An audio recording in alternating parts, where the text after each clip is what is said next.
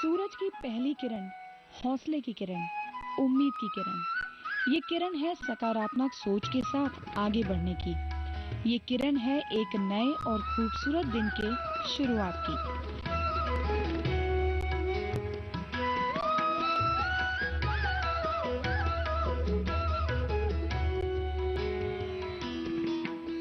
किसी भी खूबसूरत दिन को प्रकृति के नजदीक रहकर यादगार बनाया जा सकता है और प्राकृतिक सौंदर्य से दोस्ती का अनुपम माध्यम है टेरेस गार्डन।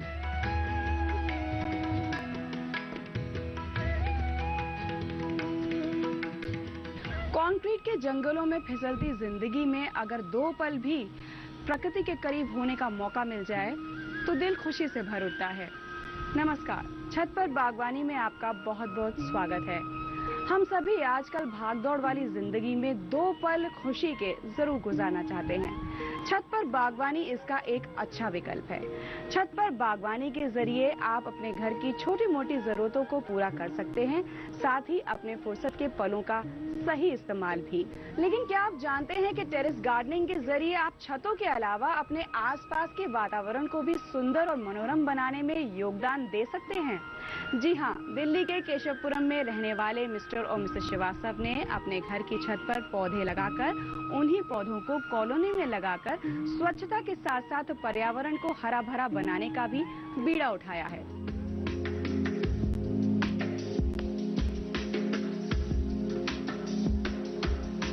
प्रकृति से लगाव तो हम में से ज्यादातर लोगों को होता ही है, लेकिन श्रीवास्तव परिवार की ये पहल कई मायनों में खास है। ये टेरेस गार्डन उनके जीवन का एक अहम हिस्सा बन गया है।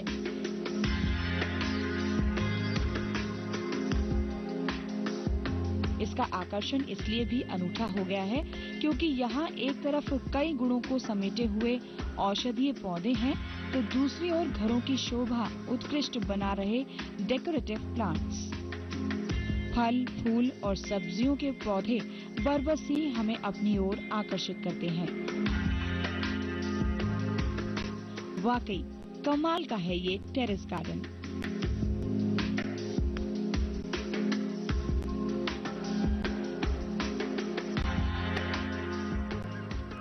स्ट्रेसफुल लाइफस्टाइल और गलत खान-पान के कारण हम अक्सर कई बीमारियों का शिकार बन जाते हैं। उसके बाद डॉक्टर्स की विजिट्स और मेडिकल चेकअप्स में रहकर ही उलझ जाते हैं। लेकिन घर पर ही कुछ मेडिसिनल प्लांट्स लगाकर आप उन बीमारियों से बच सकते हैं। दिखने में छोटे-छोटे ये पौधे बड़े ही काम के होते हैं और आप उनसे अपना इलाज खुद ही कर सकते हैं।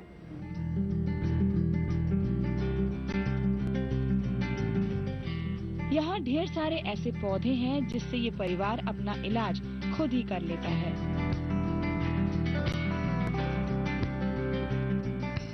अपने घर की छत पे मैंने कुछ मेडिसिनल प्लांट भी लगा रखे हैं, जिनसे रोजमर्रा के तौर पे होने वाली कुछ छोटी मोटी बीमारियां, खांसी, जुकाम, बुखार, उल्टी, दस्त वगैरह को आप घरेलू तौर पे इस्तेमाल करके तुरंत रिलीफ पा सकते हैं। कुछ पौधे के औषधीय गुणों की बात करें तो सुदर्शन के पत्ते कान के दर्द में फायदेमंद साबित होते हैं। इसके अलावा अगर कान बहता है, कान में किसी तरीके का इन्फेक्शन है, उसमें भी आप इसे प्राथमिक चिकित्सा के तौर पे इस्तेमाल कर सकते हैं। पेट के दर्द में आमा हल्दी बेहद कारगर है। इसकी गांठ को घिसकर गुनगुने पानी के साथ लेने से पेट दर्द और कब्ज में बहुत लाभ होता है। पूजा अर्चना के समय तो कपूर की महत्ता तो जग जाहिर है, लेकिन इसकी उपयोगिता पेट संबंधी बीमारियों में भी बेहद खास है। सफेद आक या मदार का ये पौधा दाद, खाज, खुजली दूर करने में अहम रोल निभाता है। कपड़ों को कीड़ों से दूर रखने के साथ साथ कई प्रकार के चर्म रोगों से निजात दिलाने में नीम के पत्तों की अपनी ही खासियत है। सतावर के इस पौधे की जड़ कमजोरी दूर करके जीवन में तंदुरुस्ती वापस लाने में सहायक है। स्टीविया के पत्ते मधुमेह के मरीज बगैर किसी नुकसान के मीठा खाने के लिए उपयोग करते हैं। दमे की बीमारी ठीक करने में डमबेल के पौधे सहायक हैं, तो वहीं छोटी पिपली का ये पौधा बच्चों की सेहत को बेहतर बनाए रखता है। बहुआयामी गुणों से भरपूर एलोवेरा के इस पौधे का इस्तेमाल प्रसाधन सामग्री और कई प्रकार की दवाइयों के निर्माण में बखूबी हो रहा है। तुलसी के पौधे एक ओर तो धार्मिक अनुष्ठानों के लिहाज से अहम है, तो कई बार इसके पत्ते डेंगू और मलेरिया दूर करने में भी कारगर साबित होते हैं।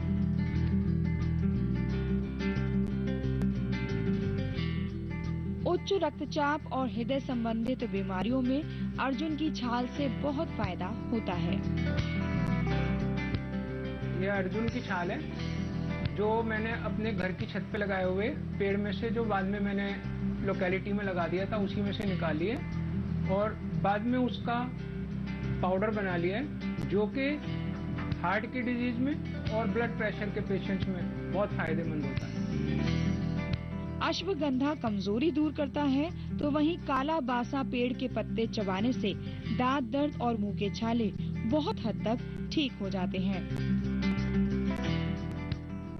बुखार, मलेरिया और डेंगू में गिलोय के पौधे बेहद लाभदायक हैं। ये निर्गुंडी का पेड़ है और इसकी खासियत है कि इसकी हर टहनी के ऊपर 5 पत्ते होते हैं। इसकी वजह से इंग्लिश में इसे 5 लीव्ड चेस्ट ट्री भी बोला जाता है। आयुर्वेद में इसकी खासियत है कि इसे त्रिदोष नाशक बूटी बोला जाता है। इसमें इन फूलों के ऊपर कुछ समय बाद छोटा सा फल लगता है, जिसे चेस्ट ट्री बेरी बोलते हैं। उसको चबाकर या उबालकर उसके पानी को भी इस्तेमाल किया जा सकता है। खासतौर से बहुत से केसेस में देखा गया है कि जो थायराइड की कमजोरी से या ऑटोइम्यून डिजीज जिन लोगों को होती है, उनकी कमजोरी को दूर करने में बहुत फायदेमंद होती है।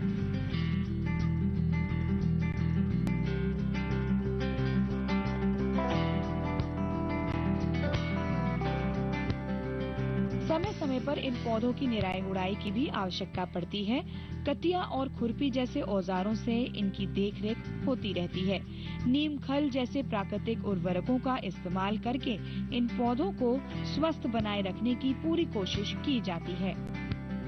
हम घर में कंपोस्ट खाद, जो किचन वेस्ट निकलता है, फल पत्तियां, उसके अलावा छिलके, उन्हें इकट्ठा करके कुछ समय रख के पानी मिट्टी इस तरीके से डाल के कुछ 4 या 5 महीने में एक बैच कंपोस्ट खाद का तैयार हो जाता है।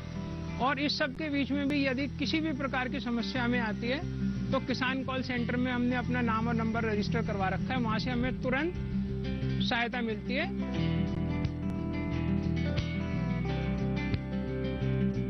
इनकी मेहनत और लगन का ही असर है कि यहाँ हर पौधा स्वस्थ और हरा भरा है।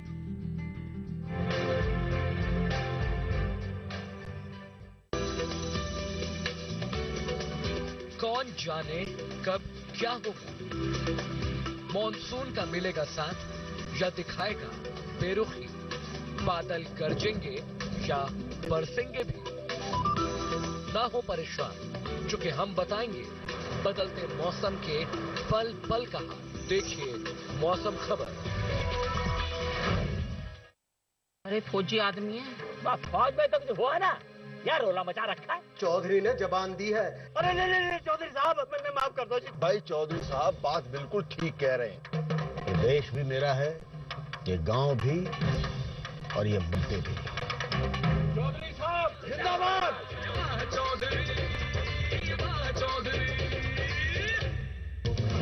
हम आ रहे हैं आपके गांव। सामान्य ज्ञान के पूछेंगे सवाल। भारत दूध उत्पादन में विश्व में किस नंबर पर आता है? और आपके ऑप्शंस हैं ए पहले, बी दूसरे, सी तीसरे या डी चौथे। सही जवाब दिया है। देखें घूमते फिरते रविवार सुबह 7:30 पर। खेतों से ताजा फल और सब्जियां तोड़कर खाना शहर वालों के लिए तो एक सपना ही बनकर रह जाता है, क्योंकि यहाँ पर तो ना किसी के पास इतनी ज्यादा जमीन है और ना ही इतना समय। लेकिन वो कहते हैं ना, जहाँ चाह वहाँ राह। जी हाँ, आप अपने घर की छत पर कुछ सब्जियां उगाकर अपनी एक सुंदर सी बगिया तैयार कर सकते हैं। ऐसी सब्जियां जिनमें हार्मफुल पेस्टिसाइड्स भी नहीं होंगे और आपके घर का बजट भी मेंटेन रहेगा। ये है इस बगिया के किचन गार्डन का हिस्सा। फलों और सब्जियों की कई ऐसी किस्में हैं जो उपयोगी होने के साथ साथ हमारे रोजमर्रा के जीवन का अहम हिस्सा भी बन गई हैं। यहाँ से मिलने वाले ताजे फल और सब्जी कुछ हद तक ही सही बाजार पर हमारी निर्भरता कम करते हैं। ये मेरा किचन गार्डन है जिसमें मैंने सब्जियां उगाई हुई हैं घर के इस्तेमाल के लिए, जो कि हम बिना किसी केमिकल के उगाते हैं। जिसमें मैंने ग्वारफली, बैगन, भिंडी, हरी मिर्ची और टमाटर वो मैंने उगा रखे हैं।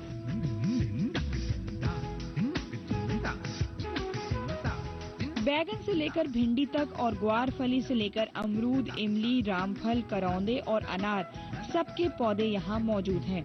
जरा सोचिए, कुछ समय बाद जब सभी पौधों में फल लग जाएंगे तो ये बगिया और भी आकर्षक हो जाएगी।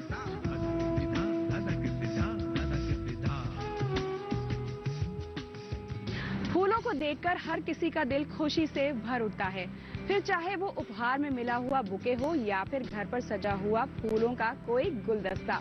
शादी, उत्सव और धार्मिक आयोजनों से लेकर कॉस्मेटिक और परफ्यूम इंडस्ट्री तक में आजकल फूलों का चलन बढ़ता जा रहा है। और अगर आपके घर की छत पर फूलों के पौधे लगे हों तो आपका घर हमेशा ही महका महका रहता है। इस टेरेस गार्डन में फूल तो बहुत हैं, लेकिन सबसे पहले बात फूलों के राजा गुलाब की। एक ओर गुलाब के फूल मोहकता से भरपूर तो दूसरी ओर धार्मिक आयोजनों में इसकी उपयोगिता बेहद खास है। इन सब के साथ साथ गुलाब से गुलकंद के अपने फायदे हैं। ये फायदे और भी कारगर हो जाते हैं जब ये गुलकंद छत की बगिया के गुलाबों से बना हो। अच्छी खुशबू वाले ताजे गुलाबों की पंखुड़ियां लेकर उसमें हमने दुगनी मात्रा में चीनी या मिश्री का पाउडर मिलाकर चीनी मिट्टी के बर्तन में रखा और जून के महीने में हमने गर्मी में धूप में रखा, बर्तन को पूरी तरह सील कर दिया और तकरीबन 4 या 5 महीने बाद जब बर्तन को खोला तो उस वक्त गुलकंद तैयार था। गुलकंद पित्त की शिकायत वालों को, गर्मी से जिन लोगों को सर में दर्द होता हो, खाने से अरुचि रखने वाले लोगों को, उनके लिए बहुत फायदेमंद रहता है। उसके अलावा खाने के बाद माउथ फ्रेशनर के तौर पे भी आप इस्तेमाल कर सकते हैं। और इसके अलावा मीठे पानी में गुलकंद का इस्तेमाल ये तो तक करीब हर व्यक्ति जानता है। गुलाब के बाद इस बगिया की शोभा है गुड़हल की 3 किस्में। पीला, सफेद और लाल गुड़हल लगभग साल भर आकर्षण का केंद्र बना रहता है। इससे बनने वाली ग्रीन टी उच्च रक्तचाप को नियंत्रित करने में भी सहायक है।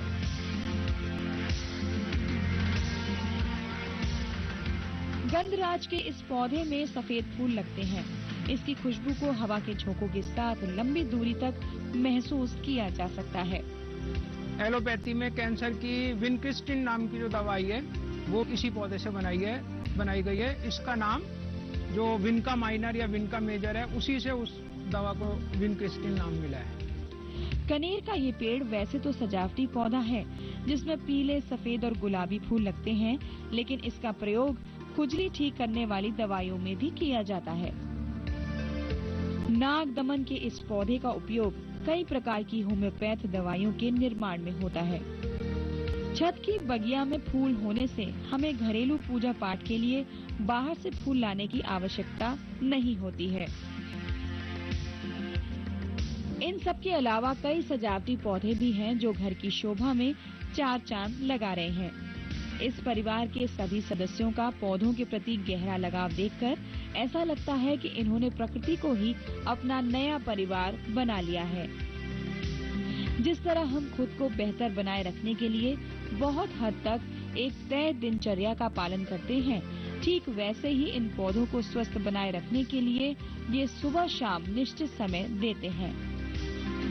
अपने छत की बागबानी में सुबह और शाम मिलाकर तकरीबन मैं 3 घंटे लगाता हूँ, जिनमें पेड़ पौधों की निराई गुड़ाई, उनमें उगने वाली कोई भी वीड्स जो आमतौर पे जो कि घास होती है उसे निकालना, पानी देना जो कि गर्मी और सर्दी और बरसात के मौसम के हिसाब से पानी की मात्रा को एडजस्ट करते हैं। गर्मियों में 2 बार पानी डालना होता है, सर्दियों में कई बार 2 दिन 3 दिन तक भी नहीं डालते, और बरसात में तो कभी कभी ऐसा होता है कि एक हफ्ते तक भी पेड़ों को कोई पानी डालने की जरूरत नहीं पड़ती।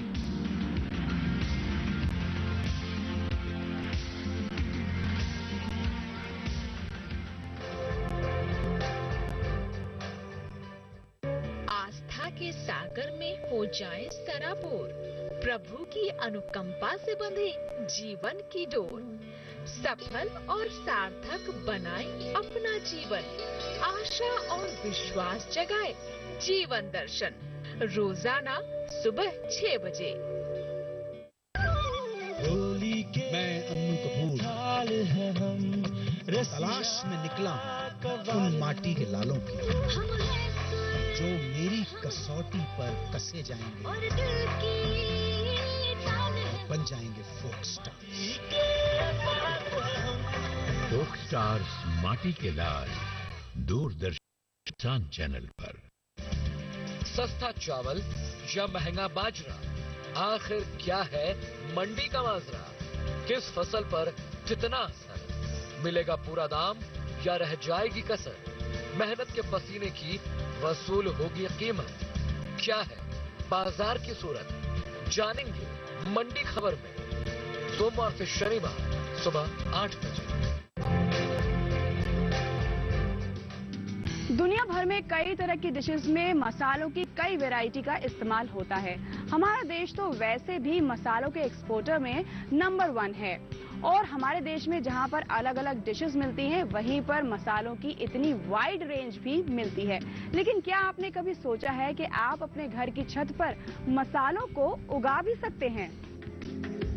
इस बगिया में मसालों की कई किस्में मौजूद हैं। अजवाइन और हींग के पौधों, और वो भी टेरेस गार्डन में बहुत ही कम देखने को मिलते हैं।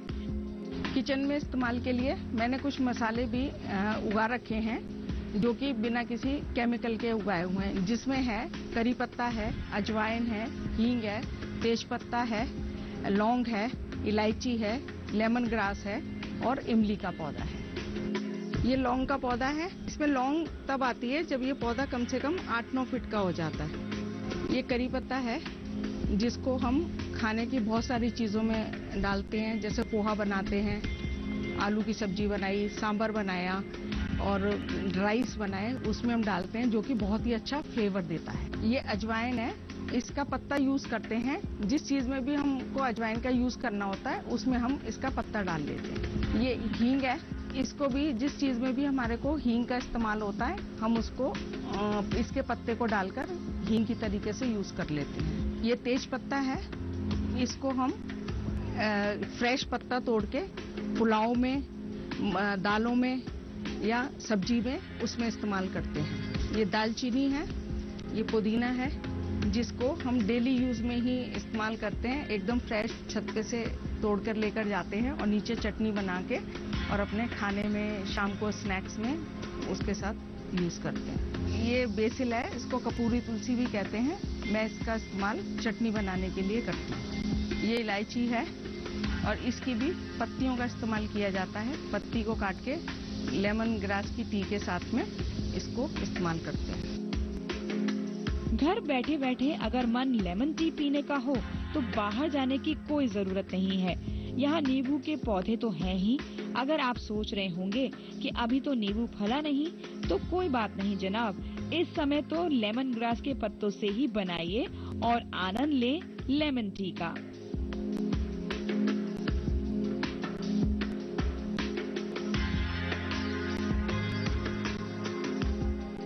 इस परिवार के लिए सिर्फ छत की बगिया ही प्रकृति प्रेम का एकमात्र साधन नहीं है। यहाँ के बहुत सारे पौधों को ये आसपास के इलाकों में लगाते हैं। वो पौधे धीरे धीरे बड़े होते हैं और उनके साथ बढ़ती है समाज में हरियाली।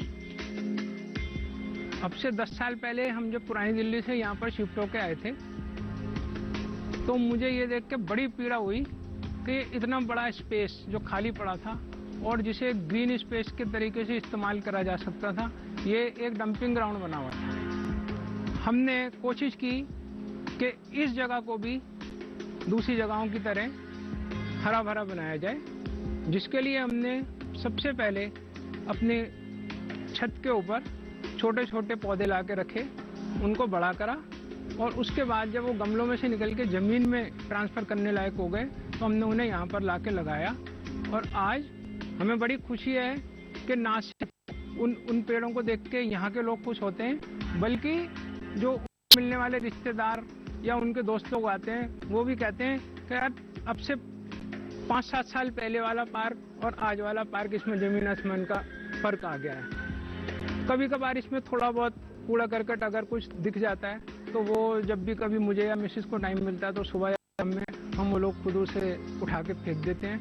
वैसे कुल मिला के जो भी आसपास के लोग हैं वो सब इतने जागरूक हो गए कि कूड़ा फेंकने की अपनी आदत को उन्होंने ख़त्म कर दिया है, क्योंकि हमने अपने तौर पर एक कोशिश की लोगों को ये समझाने की कि ये कूड़ा करकट गंदगी जो कुछ भी वो फेंकते हैं उससे असल में बीमारी पैदा करने वाले कीटाणु पैदा होते हैं और वो ना सिर्फ उन्हें बल्कि दूसरे लोगों को भी कितना नुकसान पहुंचा सकते हैं। इस हरियाली को कायम रखने के लिए भी ये खुद ही प्रयास करते हैं। पौधों को प्लास्टिक से दूर रखने की बात हो या फिर पार्क को सुव्यवस्थित रखने की, परिवार का समर्पण नायाब है। इनका सपना प्रकृति की महत्ता को और विस्तारित करना है, जिससे ज्यादा से ज्यादा लोग लाभान्वित हो सकें। अपनी रोजमर्रा की जिंदगी से समय निकालकर प्रकृति के सहारे समाज को एक नई दिशा देने की ये कोशिश अनुपम है।